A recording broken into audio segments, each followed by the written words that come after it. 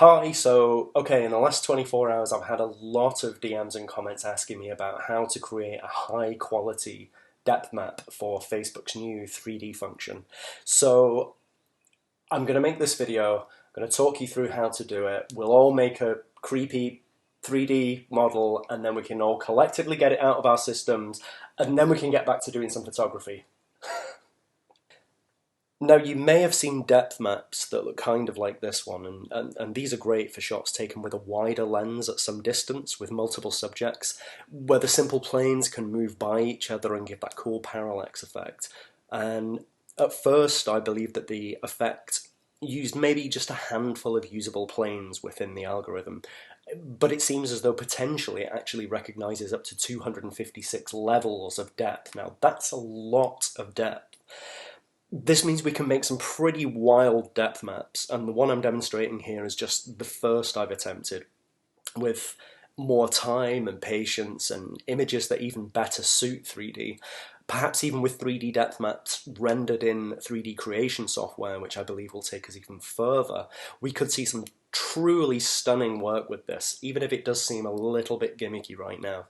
So here's the basic gig. You want to grab yourself an image in Photoshop, drop in a black and white adjustment layer to remove the color. And by moving the sliders, red and yellow in particular for the skin tones, you can give yourself a little bit of early help, remembering that the lightest areas will appear closer to the screen and darker areas further away. Notice that as a flat plane, the background is one dark solid color, while there are topographical gradations to the subject itself. Make sure anything dark on your subject is corrected. Eyebrows, for example, or the hair in this instance, all shades of grey used must match the depth of the object in physical space. So the eyes will always take some work. Using the original copy of the background as a reference, you can kind of paint that in a little, just to give some movement and depth to the eye sockets and the eyebrow ridges. Um, and any shadows that are cast by lights on the model will always need to be removed, under the nose here, for example.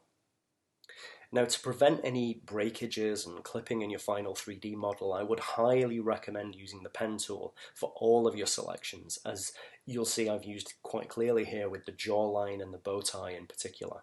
And build up your paintwork over your subject until you have a map that represents the approximate depth of each point in your image. You don't have to be incredibly accurate, but the more time you spend on this, I'm sure the results will be much better, as they were with mine. When you're done, just name your original image pretty much anything.jpg, but then save your depth map as anything underscore depth.jpg, and simply drag them both into the post field, and Facebook will combine them and do the rest. I recommend doing this multiple times without posting publicly to test your depth map at different stages as you work, as there will be a lot of trial and error, particularly at the beginning. And there you have it, an intricate three-dimensional subject on Facebook. Please feel free to mention me with any of your creations, and a shout out is always appreciated. I'll be creating a lot more tutorial videos throughout the year, so please like my page or subscribe if you're here on my YouTube channel, and I'll see you next time.